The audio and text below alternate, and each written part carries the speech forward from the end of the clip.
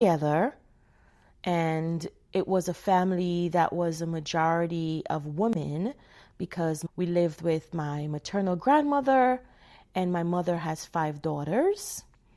I am one of those 5. And she held our family together through seasons that would have unmade lesser people. There were tough times that we navigated as a family. She gave us everything she had and everything that she could. And even after doing that, she still gave us more, if that's even possible. I can say from personal experience, some of what she gave me, I carry as the greatest gifts of my life. Her work ethic, oh my goodness. Her dignity, even her refusal to be diminished.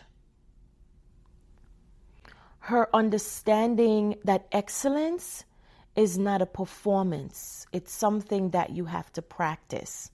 Those are things that were embedded in me as I grew, and things that I learned just from watching her. Some of what she also gave me, I've had to make a conscious decision to actually put down and not carry it. And to be clear, I did not do that out of disrespect. I also did not do that out of rejection.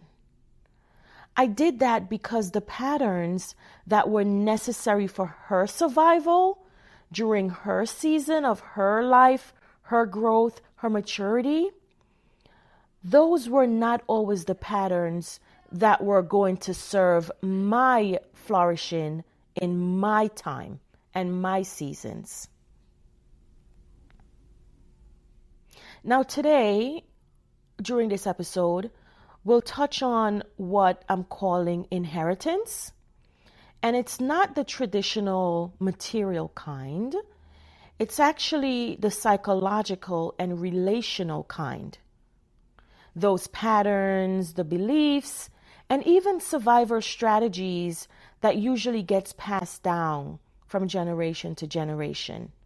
And they get passed down some consciously and some unconsciously.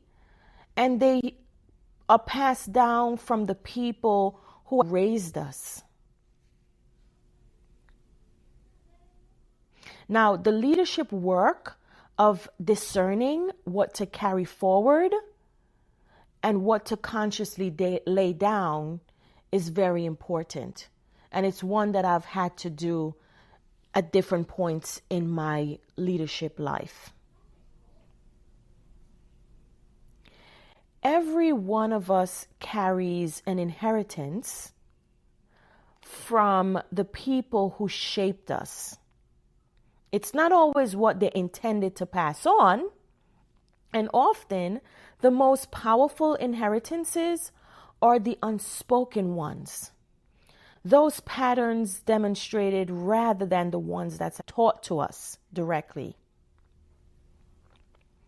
The ways of handling conflict, even the ways of relating to authority. Those of you who are Caribbean, you know what I'm talking about. And of also measuring worth. Even those of understanding what success requires and what love costs. I grew up watching the woman in my life work and work hard and do so without complaint, without acknowledgement much of the time. I watched them sacrifice their time, they sacrificed their rest, they even sacrificed their individual desires, and all for the good of the family, for that community and the people who needed them at that season or that time in their life. For me, I watched them hold their emotions privately. My mom did that often. And even keep their struggles internal. And in doing that, they also showed up for everyone else before they attended to themselves. And I must tell you, at a tender age, as a young adult, teenager, a child, I actually absorbed that. I internalized it at such a deep level, maybe because I'm an empath, that I didn't even recognize it as a choice that I may have had. For a long time, I did not know that I had the choice. I thought it was just how things were. How strong women, like my grandmother, like my mother, my aunts, that's how they operated. It's just how you showed love and demonstrated your worth to your family and to your community. You just gave until there was nothing left to give.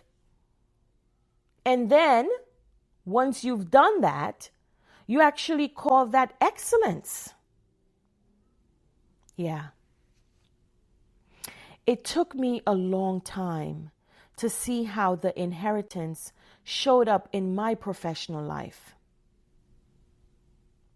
And once I started looking, it was everywhere in everything that I did, personal, professional, everywhere.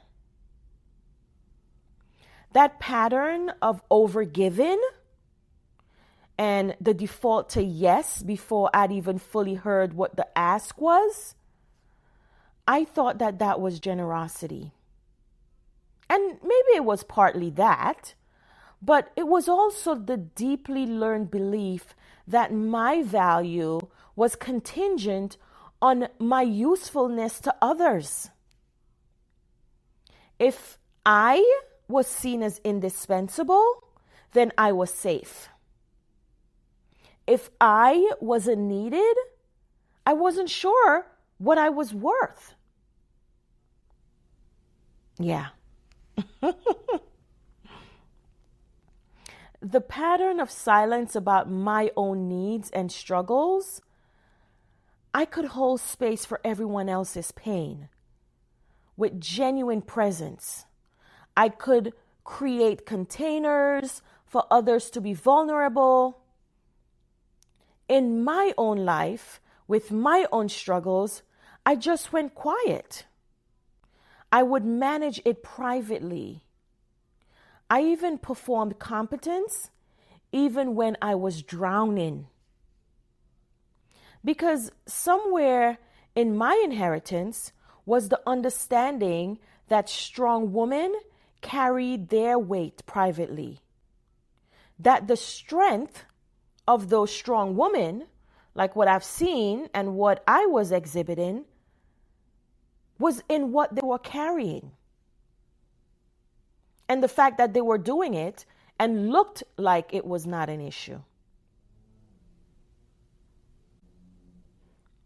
Now, this pattern of loyalty beyond its limits, it's really about giving more than what's reciprocated.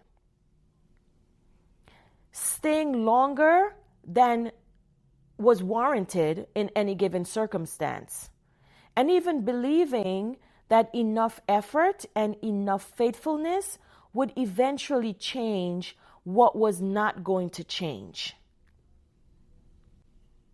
Now, my mother waited a long time for things to change that she should have walked away from even sooner.